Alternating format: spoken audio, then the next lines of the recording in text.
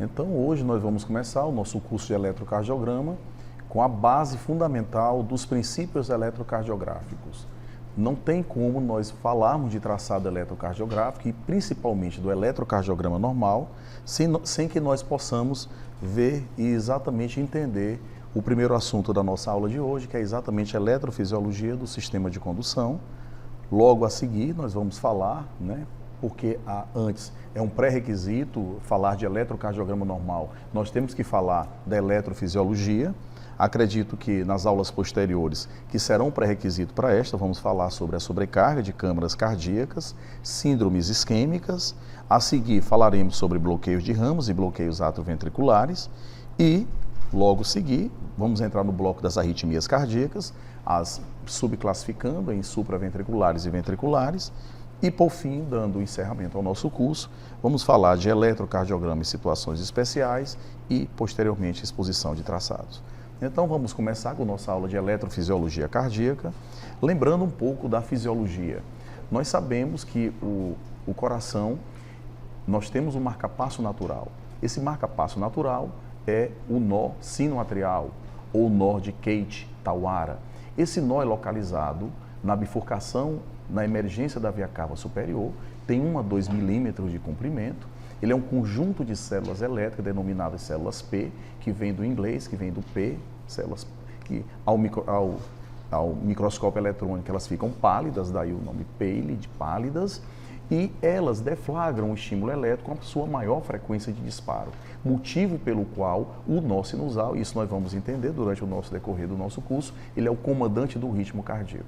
O que vocês estão vendo são os eventos do eletrocardiograma. Nós temos o primeiro evento, que é exatamente essa primeira deflexão positiva, que nós denominamos onda P.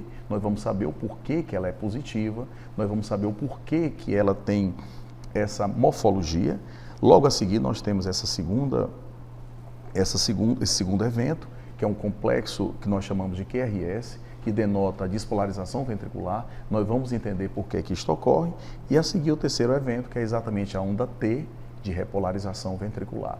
Então nós vamos, de maneira bem didática, de maneira bem tranquila, explicar exatamente para vocês o que significa cada evento deste. Lembrando um pouco da fisiologia do Guyton, trouxe vocês todos devem ter visto. Na verdade, o eletrocardiograma nada mais é do que a representação no papel milimetrado do potencial de ação da célula muscular cardíaca, do cardiomiócito. Nós sabemos que a vida do planeta ela começou quando diferenciou dois meios. Você tinha uma bicamada lipídica e essa bicamada lipídica ela era mais permeável ao íon sódio do que ao íon potássio do que ao íon sódio. Para que vocês tenham uma ideia, o íon potássio ele é 50 a 100 vezes mais permeável através dessa bicamada lipídica do que o íon sódio. Por quê? Porque o íon sódio ele tem um conjunto orbital de elétrons a menos, então agrega moléculas de água ao seu redor. Então, por conta disto, o íon potássio ele transita livremente através da membrana. Então, raciocinem comigo. Se você tem uma bicamada lipídica que seleciona dois meios, então inicialmente, se ele é mais permeável ao potássio, o potássio tende a sair através de difundir, através de um gradiente de concentração, do meio mais concentrado para o meio menos concentrado, isso é óbvio. Chega um momento que o íon potássio, ele para de se difundir, ou seja, o gradiente de concentração que tende a levá-lo para fora, tende a se igualar a um gradiente elétrico que tende a movê-lo para dentro. Então, neste momento, estabelece-se um gradiente de concentração. E é neste momento que a célula se encontra apta a ser despolarizada. E a Eindhoven fez isso no seu laboratório na Holanda. Ele mediu através de microeletródios exatamente o gradiente de concentração entre esses dois meios. E ele observou que, em relação ao meio intracelular, ele encontrou um potencial de menos 86 milivolts, que é exatamente o momento pelo qual a célula, o cardiomiócito, está apto a receber o potencial elétrico que sai do nó sinusal e deflagra e ativa o cardiomiócito.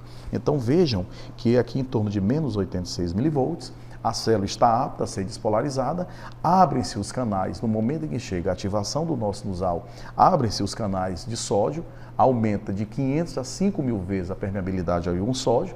Quando o sódio adentra na célula, esse potencial, que nós chamamos de fase zero, tornar-se-á menos negativo.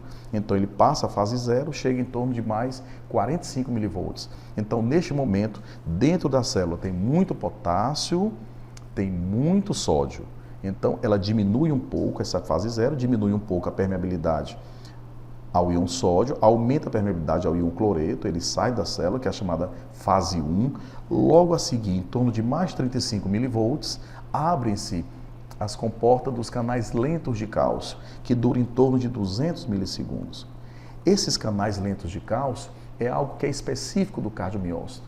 Para que vocês tenham uma ideia, os túbulos T, ele tem 5 vezes o diâmetro nos cardiomiócitos do que da célula muscular esquelética, porque o músculo cardíaco ele necessita do cálcio, porque a contração é fundamental para o seu perfeito funcionamento. Então, por conta disso, os canais lentos de cálcio propiciam que muito cálcio entre. Tanto isto é verdade que no potencial da fibra muscular esquelética em torno de 2 milissegundos. Um potencial de repouso, somente a fase 2, que nós denominamos de fase de platô, dura em torno de 200 milissegundos. Então, no final da fase 2, que é a fase de platô, a célula está no seu meio intracelular, com muito potássio, muito cálcio e muito sódio.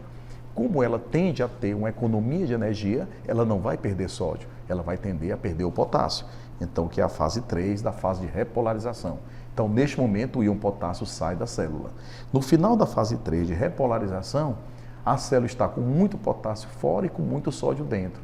Entra em ação a bomba de sódio e potássio, que são 2 unidades de proteína, que no momento em que há uma alteração conformacional dessa bomba de sódio e potássio, 3 íons sódio se acoplam internamente, 2 íons potássio se acoplam externamente. Faz essa alteração conformacional de maneira que cada cardiomiócito, em cada despolarização, tem uma perda relativa de uma carga positiva. Ou seja, a bomba de sódio e potássio volta a ter muito potássio dentro, muito sódio fora, sempre pondo a mais para o meio extracelular o íon sódio. Então é isto que ocorre em cada despolarização da fibra muscular cardíaca. E, professor, por que a célula muscular cardíaca nós podemos imaginar o coração como se fosse somente uma única célula? Se vocês observarem bem, existe uma característica no músculo cardíaco, característica essa chamada sincicial. O que é isto? São pontes de baixa resistência que existem entre os miócitos, na qual o íon sódio, ao ser ativado em qualquer cardiomiócito, ele transita livremente por todos os átrios, por todos os cardiomiócitos atriais, como se o átrio fosse somente uma única célula. Então, a partir de agora, no nosso curso, para o nosso entendimento, vamos imaginar que os átrios formem somente uma única célula. E nós temos o assoalho atrioventricular, na qual o potencial de ação, eu vou mostrar isso agora para vocês, o potencial de ação transita dos átrios para os ventrículos, no coração normal, somente através do nó atrioventricular. Então, essa característica que vocês estão vendo agora na tela é denominada de sincício. Nós temos o sincício atrial e o sincício ventricular. O que é importante vocês saberem do sincício? É que qualquer região que eu estimule nos átrios, os átrios serão estimulados como um todo, porque se não houvesse o sincício, só iria ser estimulado somente um cardiomiócito. A mesma verdade é para os ventrículos. Qualquer região que eu ative dos ventrículos, os ventrículos serão ativados como um todo. Por isto é aquele primeiro slide. Vocês veem que só tem somente uma única onda P, somente um único RE, somente uma única onda T. Então, para o nosso perfeito entendimento, nós vamos imaginar que o coração seja somente uma única célula. E aqui é o potencial do nó sinusal. O potencial do nó sinusal é interessante porque ele tem a fase do tudo ou nada. Como é que isto ocorre? Geralmente o potencial em torno de repouso é em torno de menos 45 milivolts. Então, menos 45 milivolts está numa fase que qualquer íon cálcio ou potássio que adentre essas comportas deflagram de maneira automática o potencial de ação e gera essa fase que nós denominamos de fase 4, que é a fase de despolarização diastólica. Vale a pena salientar que o nó sinusal é o comandante do ritmo cardíaco porque ele tem a maior inclinação dessa fase 4, que é a despolarização diastólica. Para um pouco de conhecimento para vocês, o nó atrioventricular, que é o segundo comandante do ritmo, ele tem uma inclinação dessa fase 4 menor do que a inclinação do nó sinusal. Então, o nó sinusal, por ter a maior frequência de disparo, ele se torna o comandante do ritmo cardíaco. É um sistema hierárquico, cuja maior frequência inibe todos os outros focos subsidiários. Isto é o que nós chamamos, os americanos chamam de overdrive suppression.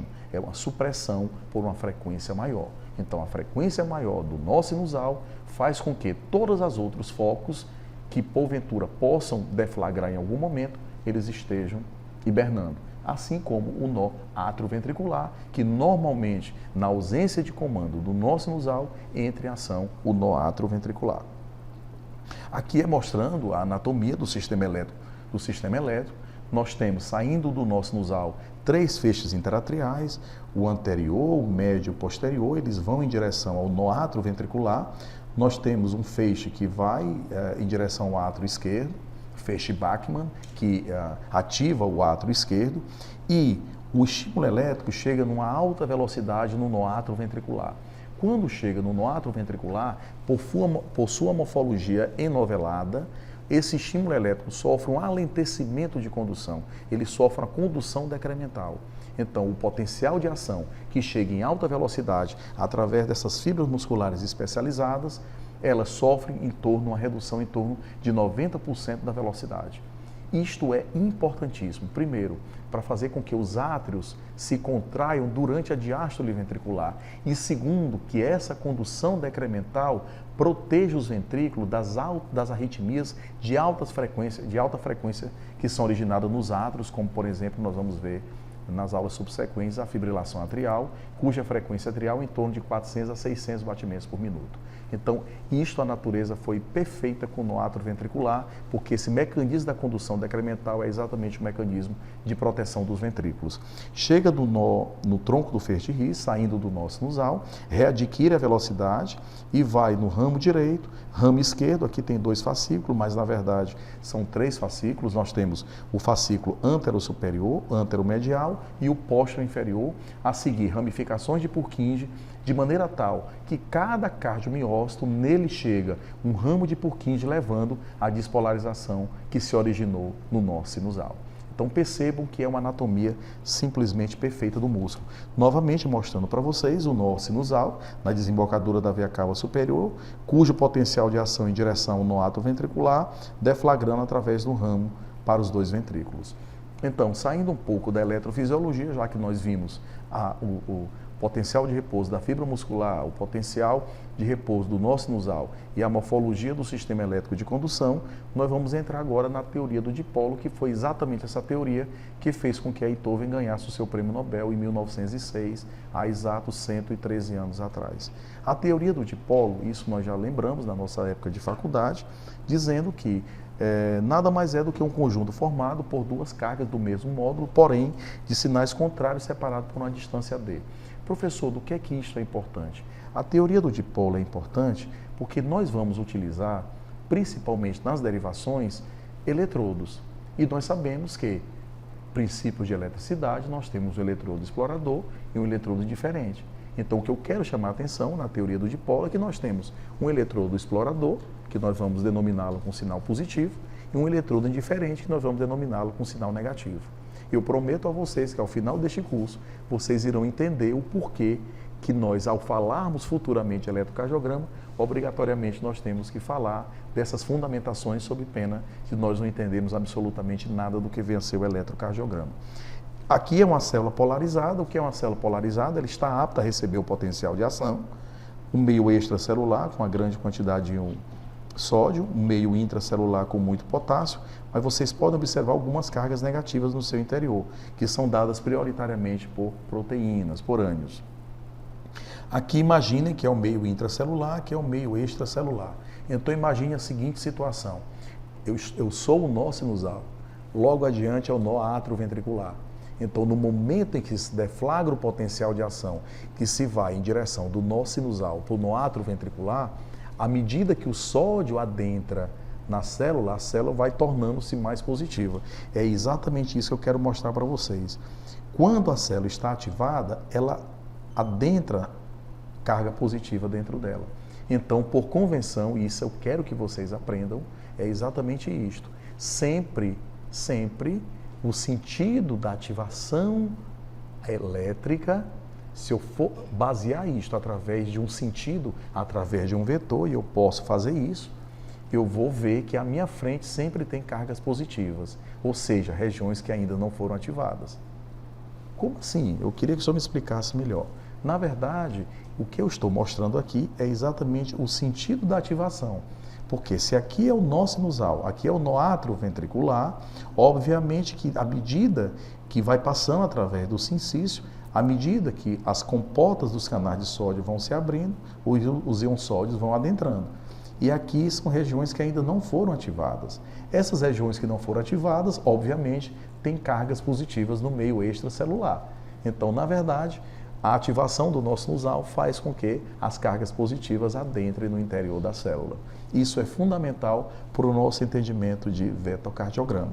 Então, os sentidos do dipolo, que são exatamente essas duas cargas contrárias, coincidem com o sentido geral do processo de ativação, que é exatamente o que eu estou colocando aqui. E isso pode ser representado através de um vetor, como eu mencionei, com a origem e extremidade. Nós temos a extremidade e nós temos a origem. Tá ok? Bom, já que nós podemos representar isto através de um vetor, nós vamos imaginar agora o coração como deve ser, de maneira tridimensional. Então, a primeira região a ser ativada, obviamente, é o átrio direito. Por quê? Porque o nó sinusal está localizado no átrio direito. E isto ele me dá uma ativação através de um vetor que vai da direita para a esquerda, de cima para baixo e para frente, que é essa ativação aqui. A seguir, a ativação do átrio esquerdo, através de um vetor que se dirige de cima para baixo, da direita para a esquerda e para trás. E nós temos um vetor resultante, que é exatamente em torno de 45 graus no plano frontal, que é exatamente o sentido da ativação do nó sinusal em direção ao nó atrioventricular. Então, você já pode imaginar que a primeira região a ser ativada dentro da onda P é o átrio direito, que é quase a sua primeira metade. A segunda metade de ativação é o átrio esquerdo. E nós temos uma zona de interseção intermediária, que é exatamente denota a ativação de ambos os átrios.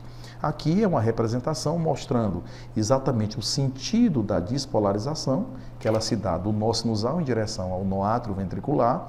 E percebam que, vejam bem, prestem atenção, a repolarização, nós temos a despolarização e nós temos a repolarização. A primeira região nos átrios a agir a bomba de sódio e potássio é exatamente onde iniciou o processo. Então, quando a bomba de sódio, lembram que eu falei que ela faz uma alteração conformacional, levando 3 íons sódio para o meio extra e 2 íons potássio novamente para o meio intra? Então, a primeira região a recuperar a carga positiva no meio extracelular é exatamente a região onde começou o processo.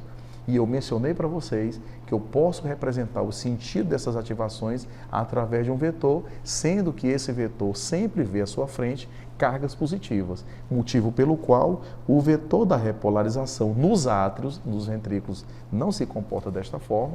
O vetor da repolarização nos átrios, ele tem o sentido contrário ao vetor da despolarização. Isto é importante, eu gostaria que vocês tivessem em mente.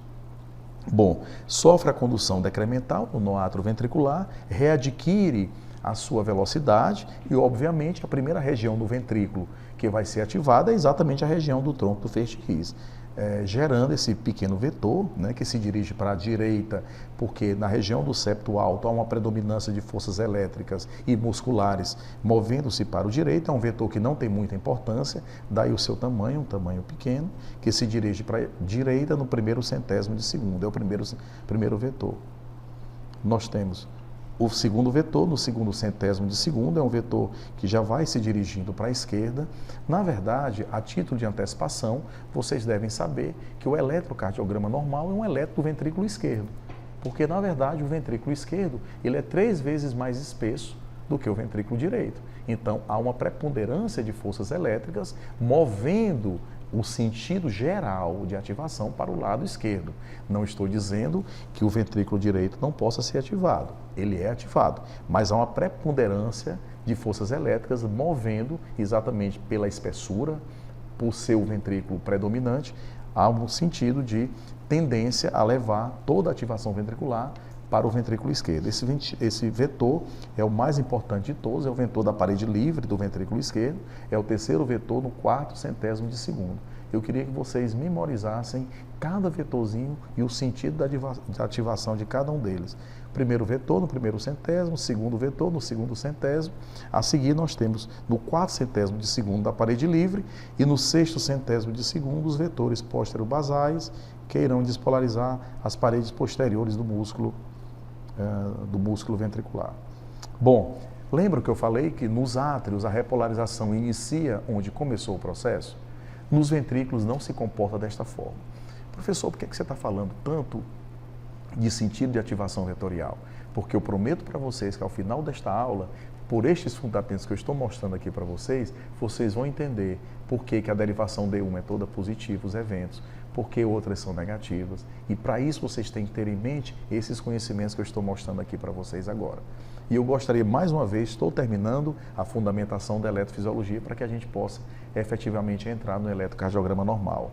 A repolarização ventricular é interessante, ela não se comporta como se comporta nos átrios. Vejam bem, o endocárdio ele é extremamente vascularizado e não resta dúvida que há, entre aspas, um choque de massa sanguínea que adentra os ventrículos. Então, esse choque de massa sanguínea que adentra essa vascularização, estima-se que o endocárdio seja em torno de 2 graus Celsius, com a temperatura menor, em torno de menos 2 graus Celsius em relação ao epicárdio. Então, por conta disto, ocorre o que eu vou mencionar para vocês agora, que a despolarização, prestem bem atenção, a despolarização, ela vai do endocárdio para o epicárdio. Agora, diferentemente dos átrios, lembram que eu falei que nos átrios a repolarização inicia onde começou o processo? Nos ventrículos não se comporta desta forma. Nos ventrículos, a repolarização ela começa onde terminou o processo. Ou seja, se a despolarização vai do endo para o epicárdio, a primeira região onde a bomba de sódio e potássio vai agir é exatamente onde terminou o processo, que é exatamente no epicárdio. Por isso é que ambos os vetores, tanto da despolarização quanto da repolarização, eles possuem o mesmo sentido. E mais na frente vocês vão entender o porquê que eu estou falando isso. Então, diferentemente dos átrios, cujos vetores são opostos, nos ventrículos, pelos motivos que eu falei anteriormente, ambos os ventrículos eles possuem a mesma orientação. Bom, nós temos aqui agora o vetor da ativação geral dos ventrículos. Percebam, se nós pusermos isso num plano trigonométrico, você vai estar em torno de mais 45 graus. Então você pode agora já imaginar o sentido da ativação do vetor dos átrios em torno de 45 graus, praticamente superpondo-se ao vetor da ativação dos ventrículos. Então, para o nosso entendimento, a ativação do coração vai se dar de maneira resultante por esses dois vetores. Um vetor do átrio que se dirige do nosso sinusal para o noátrio ventricular e um vetor resultante também que se dirige em torno de 45 graus em direção à parede livre do ventrículo esquerdo. Então, eu gostaria que vocês memorizassem. E o eletrocardiograma nada mais é do que um papel milimetrado com as suas representações de um galvanômetro que a Einthoven fez. A Einthoven nada mais fez do que um galvanômetro e ele colocou toda a atividade elétrica do coração no papel milimetrado, onde você tem duas variáveis, a abscissa e a ordenada. Então, é exatamente isto que nós vamos observar através do evento do eletrocardiograma, dos seus eventos. Nós temos a primeira deflexão positiva, que nós vamos denominar células onda P. A seguir, nós temos uma região, uma linha isoelétrica entre a onda P e o complexo QRS, que nós vamos denominar segmento PR, que denota exatamente a condução decremental do noátrio ventricular, e o somatório da onda P mais o segmento PR, nós vamos denominar isto de intervalo PR. E a seguir nós temos essa deflexão. A primeira deflexão positiva nós denominamos de onda R, a primeira deflexão negativa pós R nós denominamos de onda S. A seguir nós temos um segmento que nós denominamos segmento ST e uma onda T, que é exatamente a repolarização ventricular, que a mesma deve ter uma morfologia de ascendência lenta e uma descendente rápida, ela deve ser assimétrica.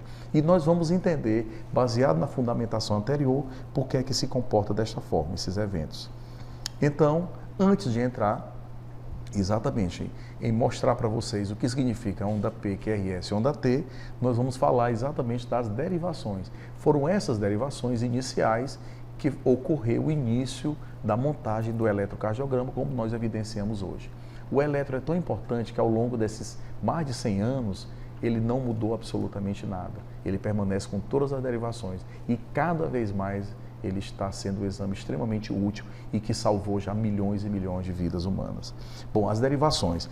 As primeiras derivações do eletrocardiograma são derivações ditas bipolares. O que vem a ser uma derivação bipolar? Derivação bipolar são aquelas que medem potenciais da mesma ordem de grandeza quando se encontram. Lembra que eu falei da teoria do dipolo? Distâncias que se encontram a mesma distância do ponto de vista elétrico do coração. Então imagine a seguinte situação: você tem o ombro esquerdo, você tem o ombro direito e você tem os braços. Os braços, onde são colocados os eletrodos, são meras extensões do processo. E você tem o púbis. Então, para o nosso perfeito entendimento, nós vamos imaginar, e isto foi um erro da teoria, que a Enthoven imaginou, que o coração estivesse no centro do tórax e que todas as suas cavidades fossem homogêneas. Nós sabemos que não. Pele tem uma densidade, coluna sanguínea tem outra, a cartilagem tem outra, etc. Mas para o nosso perfeito entendimento, nós vamos imaginar o coração como se ele estivesse no centro do tórax e essas derivações formassem um triângulo equilátero. Então, a partir daí, nós vamos criar, nós vamos denominar e dizer que essas derivações são ditas bipolares. Então, repetindo, derivações bipolares, elas medem a diferença de potencial entre uma determinada região ou outra. Vale a pena salientar o que vem a ser essa diferença de potencial. Lembra que eu falei para vocês que quando o potencial de ação ele se origina no nó sinusal em direção ao nó atrioventricular, ali passa um feixe elétrico. Ali passa uma onda elétrica e o galvanômetro nada mais é do que um aparelho através dos seus eletródios que captam esse estímulo elétrico passar. É exatamente o que essas derivações vão fazer. E olha que isto é interessante, já vou começar a entrar em eletrocardiograma. Toda vez que você tem, prestem atenção, toda vez que você tem uma região a ser explorada e que essa região vê o vetor se dirigindo em direção a ela, ela vai fazer uma deflexão positiva.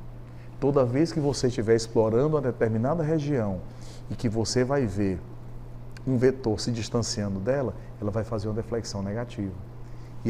E vocês já sabem, pelas fundamentações anteriores, o sentido da ativação do processo. Quais sejam, é um vetor que se dirige da direita para a esquerda.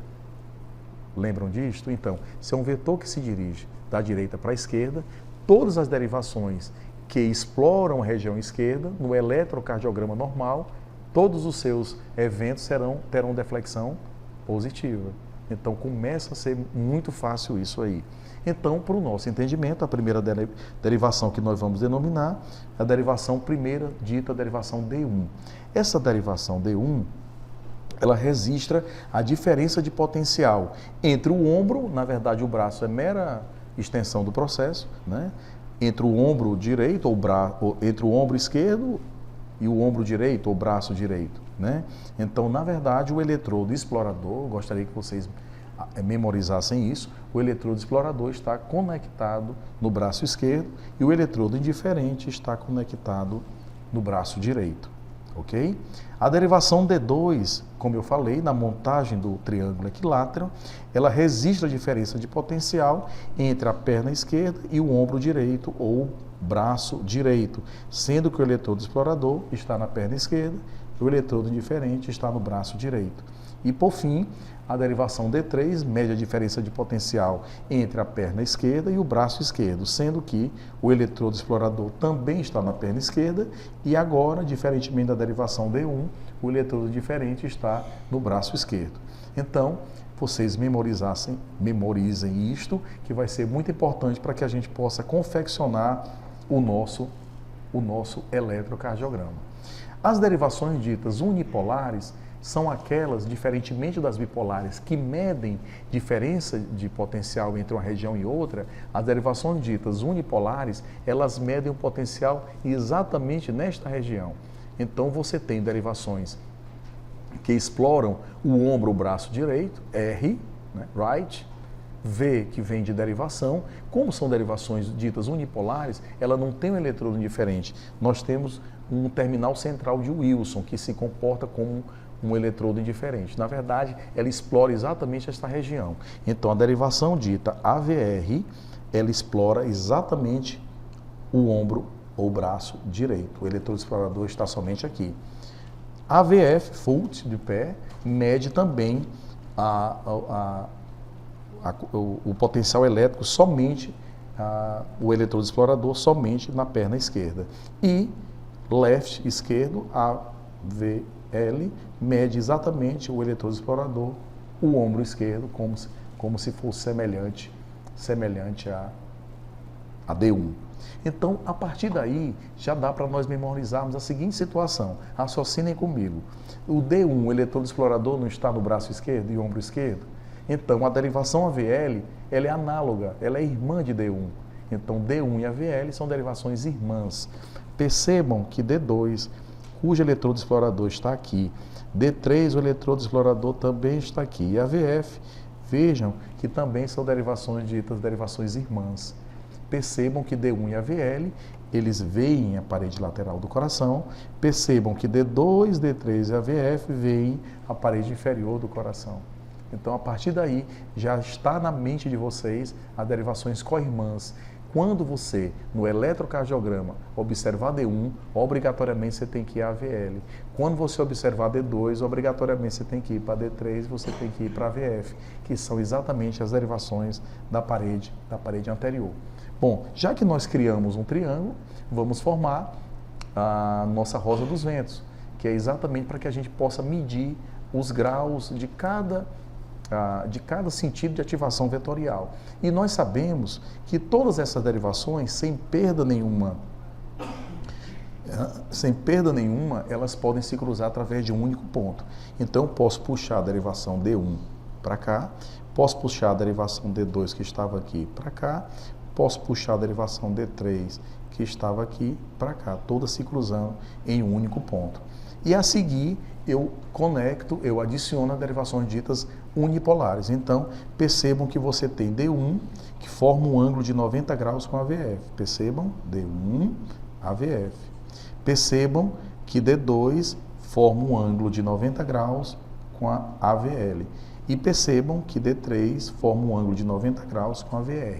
Isto eu estou falando de maneira trigonométrica. Se você falar de polaridade, não, aí você tem o eletrodo explorador, por exemplo, em AVR está aqui, em D1 está aqui, em AVL está aqui, etc. Então a rosa dos ventos serve para você ver polaridade e ao mesmo tempo para você ver o sentido de angulação. E o sistema de 6 eixos, eles podem ser divididos em graus, com extremo positivo em D1 e sendo considerado positivo o sentido antitrigonométrico. Então, 0 grau, mais 30 graus, mais 60 graus, mais 90 graus, mais 120, mais 150, mais 180.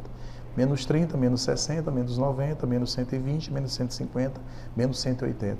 Isto é muito importante porque nós vamos observar que tanto o vetor médio da onda P, da ativação atrial, como o vetor médio do QRS, da ativação ventricular e da onda T, eles estão no quadrante que nós denominamos quadrante normal. Ou seja, ele está entre D1 e AVF. Nós vamos também observar isto aí.